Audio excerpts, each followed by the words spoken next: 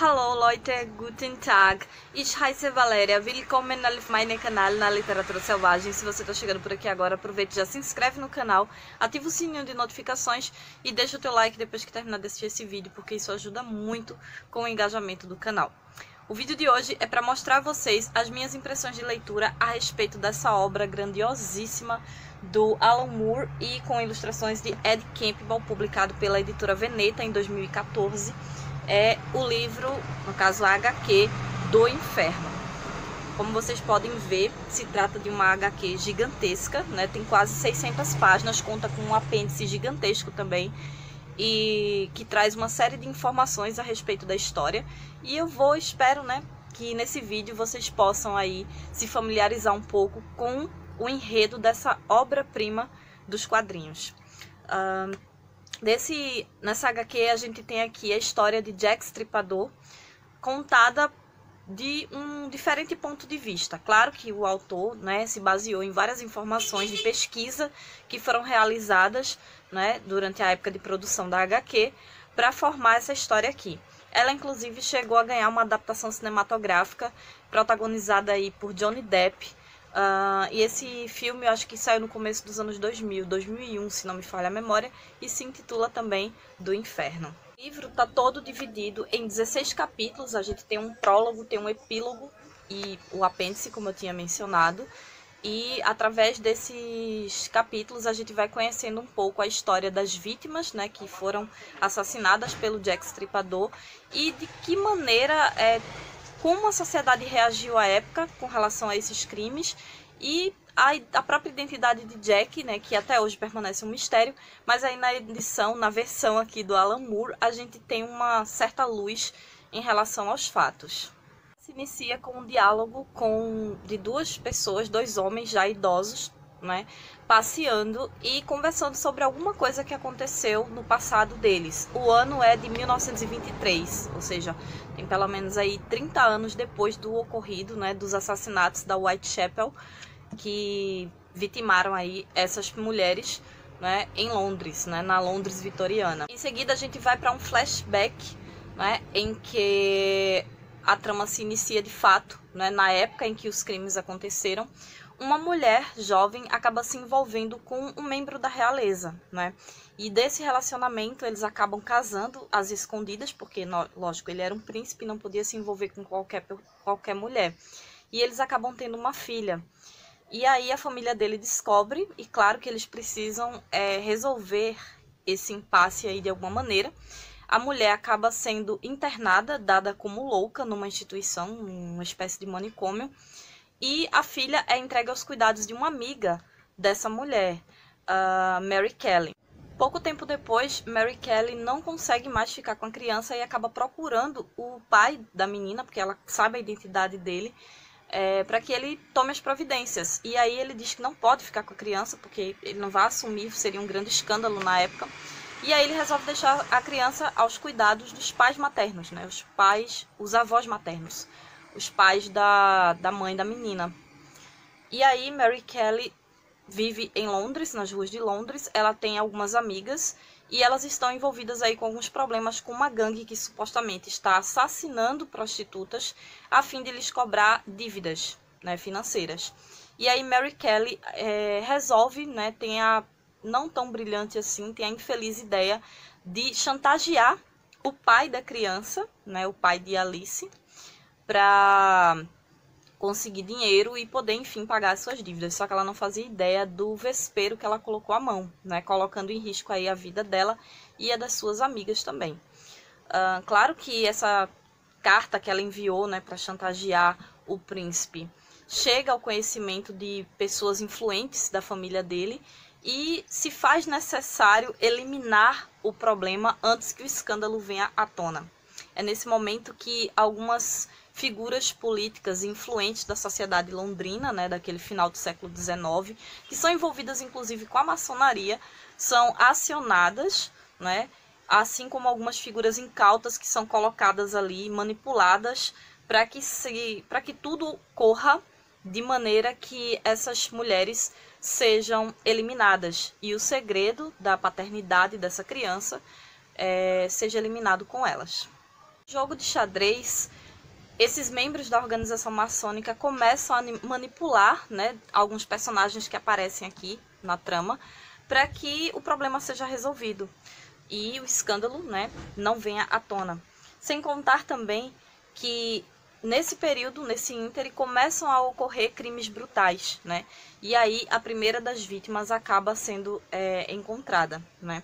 Ela é morta, isso acaba causando tristeza com relação às suas outras amigas, mas uma certa indiferença, uma certa frieza por parte da sociedade no geral. Para eles foi apenas mais uma prostituta morta. Só que a coisa começa a ganhar uma outra proporção quando outro corpo é encontrado dias depois, com requintes de crueldade e um modus operandi bastante semelhante ao daquela primeira prostituta. E é aí que as autoridades começam a investigar, e um dos investigadores, um detetive, é destinado ao caso, né? Só que aí futuramente a gente vai ver o papel desse detetive na história, vai descobrir de fato quem ele é, o que é que aconteceu com ele e de que forma essa coisa toda vai se desenrolar, né, a partir das investigações que ele está fazendo. Ele percebe que existe uma coisa muito mais obscura por trás de um simples crime. As investigações começam a partir da morte da primeira vítima, se segue aí com a morte da segunda vítima e a gente consegue aí conhecer um pouco da difícil vida que elas levam, né, naquele período. E também os jornais começam a noticiar o crime, supondo aí que algum judeu está matando essas mulheres. E aí você vê uma ponta do antissemitismo que já era bastante presente na sociedade europeia naquela época. Você vê um tratamento de indiferença com relação às prostitutas, não apenas a elas, mas às mulheres em geral, que eram tidas como um nada mesmo, né? Não tinham valor para a sociedade. E se você fosse uma prostituta, a coisa era ainda pior, né? A gente vê também a questão dos jornais noticiando os supostos assassinos ou o suposto assassino. Eles pensam que uma mulher poderia ser a causadora desses crimes, uma espécie de parteira. Logo, eles começam a levantar também suposições de que deve ser alguém que tenha conhecimentos em medicina, porque dada a natureza dos crimes, né, remoção de órgãos e evisceramentos, possivelmente alguma pessoa que entenda bem do que é que está fazendo ali. E aí eles começam a investigar, olhando para todos os lados que eles puderem, né, para achar quem seria o Jack Estripador. A polícia começa a receber inúmeras cartas também, a mais notória delas seria do Inferno, daí o título da obra, em que o assassino diz que não vai parar por ali e que vai fazer coisas ainda mais aterradoras, né? Ele fala em um dos momentos, inclusive, sobre ter comido um pedaço do órgão de uma das vítimas. Alguns dias depois da primeira e da segunda mortes, nós temos duas mulheres mortas na mesma noite, né? Geralmente os crimes aconteciam em locais em que essas prostitutas levavam seus clientes, né, para oferecer os seus serviços, e aí duas acabam morrendo também na mesma noite. Uma delas não ficou muito ali do jeito que o assassino queria, mas a outra ele conseguiu mutilar de maneira bastante brutal. Só que aí percebe-se, né, que um erro foi cometido e uma das mulheres não era de fato quem eles estavam procurando para assassinar. E aí eles vão correr atrás da última delas, que deveria ter morrido nessa noite, e que seria Mary Kelly, a que ficou cuidando da criança ali, bastarda, né? E que deu início a essa situação infeliz, a essa situação terrorífica. A gente notar o medo cada vez mais palpável da vítima, porque ela supõe que a morte está se aproximando dela. Logo ela percebe que essas mortes, né, envolvendo as suas amigas, não tem relação com a gangue que estava ali assassinando mulheres antes, né, de Nichols falecer. Nichols foi a primeira delas, Anne Nichols. E aí ela vê que não tem relação com essa gangue. Então quem poderá estar matando as suas amigas e procurando ela também? Só que aí acaba que não dá tempo, né, dela descobrir de fato, com certeza. Apesar de ter uma conjectura ou outra, ela não tem tempo de descobrir de fato o que vem a ser isso, né? E aí um bode expiatório precisa ser encontrado. a polícia precisa entregar um nome para a sociedade para acalmar os ânimos das pessoas, né? Que o caso teve uma grande repercussão.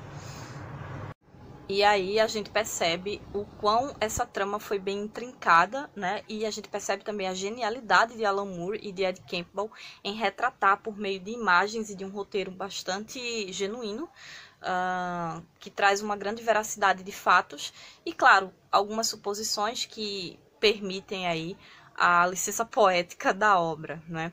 Até porque o caso em si tem vários pontos nebulosos. Até hoje, o crime é considerado sem solução, né? Porque não se descobriu até hoje, mais de 100 anos depois, a identidade do Jack Stripador.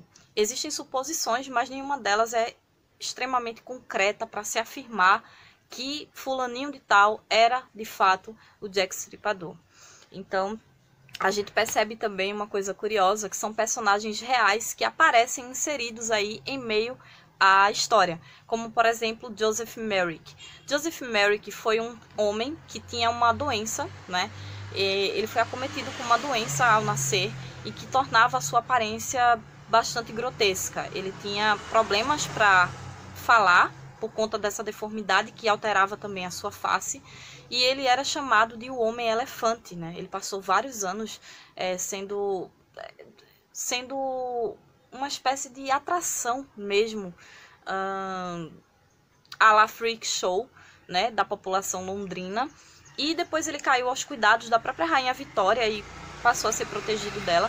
Apesar da aparência grotesca, Joseph Merrick era uma figura bastante culta, um verdadeiro gentleman, né?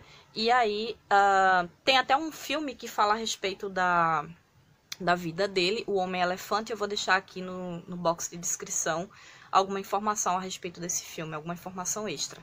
Mas vale muito a pena você conhecer. Além do Joseph Merrick, eu encontrei aqui ao longo da leitura 3 escritores, dos quais eu gosto bastante. Oscar Wilde, né, que foi um escritor irlandês aí, famoso pelo livro O Retrato de Dorian Gray, teve uma vida regada aí a escândalos envolvendo a sua homossexualidade. Ele chegou a ser preso, né, e viveu naquele período da era vitoriana. Temos também a aparição aqui de William Blake, que foi um poeta inglês, né, famoso aí por ilustrar obras clássicas como A Divina Comédia de Dante Alighieri e Paraíso Perdido de John Milton, e também pela sua obra-prima, né, considerada obra-prima, O Casamento do Céu e do Inferno. E além de Blake e Wilde, né, de escritores, nós temos também outro escritor irlandês, que é William Butler Yeats, um vencedor do Prêmio Nobel de Literatura do ano de 1923, coincidentemente o ano em que se começa essa história aqui, a história do quadrinho, né? E aí, Yeats também aparece aí, tem uma rápida aparição nas páginas de Do Inferno. Para minha surpresa, eu fiquei bastante agraciada com essas participações especiais, embora eles não tenham envolvimento real com os crimes em si, né? Outra coisa que eu achei bastante interessante aqui nessa obra foi todo o contexto histórico que foi feito, toda a questão da arquitetura da cidade de Londres, né? Logo nos primeiros capítulos a gente tem aí um verdadeiro passeio entre 2 personagens que estão envolvidos diretamente com os crimes, né? E aí você pode conhecer um pouco a Londres vitoriana, né? E no final da obra a gente tem um mapa, né, que mostra esses pontos que foram visitados, né? É incrível também a forma como o ilustrador Campbell desenhou, retratou a HQ. Ele pega pontos que realmente existiram e registra com uma riqueza de detalhes impressionante. Para quem não sabe, né, a história de Do Inferno foi inspirada num fato real, né, numa série de assassinatos ocorridos no bairro de Whitechapel, na Londres de 1888, né, em plena era vitoriana.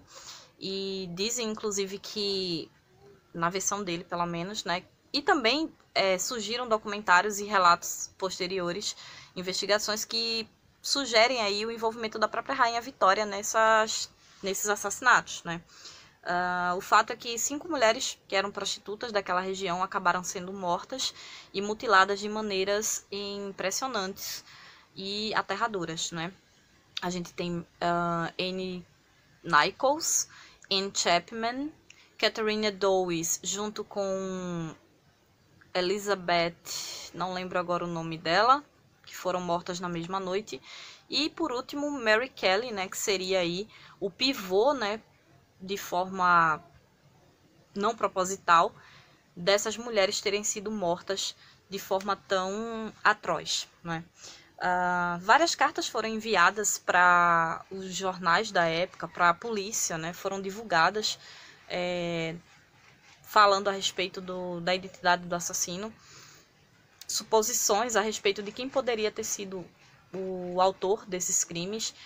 A culpa recaiu para judeus, para açougueiros, pensaram ser uma mulher, uma espécie de parteira que estava surtada com as prostitutas e resolveu aniquilá-las da face da terra.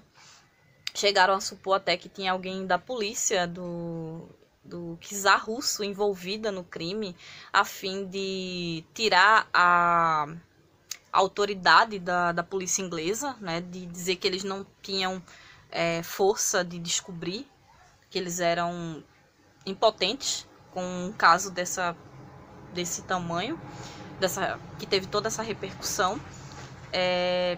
E também eles chegaram a dizer que possivelmente poderia ter sido um açougueiro mesmo,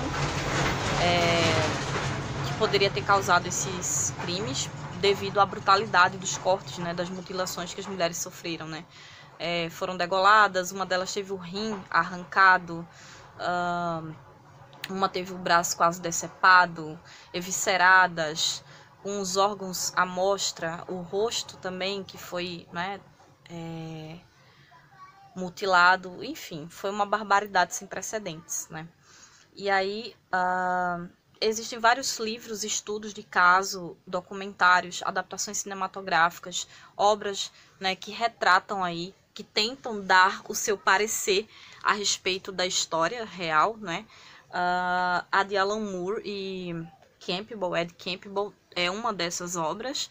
Eles trazem também no final um grande compilado de informações no apêndice, né, destrinchando aí os 16 capítulos do quadrinho. E também é importante ressaltar, né, a forma como o Campbell retratou, né, os lugares, as ambientações, os cenários, né, da Londres. Você consegue fazer uma tour aí pela cidade a partir das imagens que você vê no quadrinho, né. Então me digam aí se vocês já leram, se vocês conhecem a história. Provavelmente já ouviram falar de Jack, porque foi considerado um dos assassinos notórios, né, mais importantes do final do século XIX, né, e provavelmente você já ouviu esse nome antes em algum lugar, né, e recomendo muito essa HQ, é uma obra-prima genial, eu não consigo adjetivar menos, de uma genialidade sem precedentes, como tudo que Alan Moore coloca a mão e cria. Eu sou suspeita para falar porque eu gosto demais do trabalho dele, mas enfim. Se vocês quiserem adquirir, eu vou deixar também aqui no box de descrição o link de compra da Amazon para vocês comprarem a HQ de vocês, porque vai ser uma relíquia no acervo, isso eu posso assegurar. E vocês me ajudam muito comprando, né, com o meu link, sem pagar um centavo a mais por isso. Se vocês não quiserem comprar essa daqui, que heresia, vocês podem comprar qualquer outra coisa no site da Amazon, sei lá, até um pacote de caneta ou de post-it, que vocês vão estar contribuindo aí comigo, né, de alguma maneira. E, como eu falei, não vão gastar um centavo a mais. Vou deixar também aqui no box de descrição alguns links referentes a informações extras que eu puder ir encontrando e colocando aqui para vocês, sobre documentários, filmes, enfim, qualquer curiosidade eu vou deixar tudo aqui. E também o link de inscrição para você participar da Literatona Halloween, que está sendo organizada por mim e por mais 5 canais aqui do YouTube. Vai ter um sorteio no dia 1 de novembro e esse livro aqui foi o primeiro da minha lista, o primeiro livro lido, né? Por isso que eu trouxe nesse período aqui de outubro. Se você quiser ver, além dele, quais foram os outros títulos que eu escolhi para ler e eu espero não flopar, vou também deixar aqui ou nos cards ou no final de tela de exibição o link do vídeo, bem como o link dos desafios que eu dei dicas aí de alguns livros que vocês podem colocar na TBR de vocês.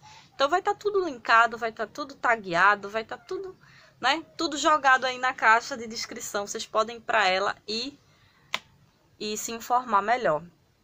Não esqueçam de usar a hashtag Literatona Halloween, vou deixar aqui na tela também, porque a gente pode localizar os posts de vocês através dela e interagir, né? Saber o que é que vocês estão lendo e, enfim, né? Estão rolando sprints diários de leitura.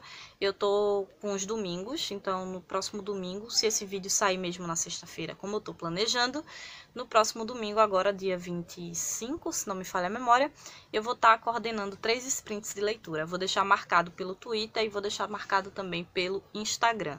Então fiquem de olho, tá tudo linkado aqui embaixo. Custos, papá!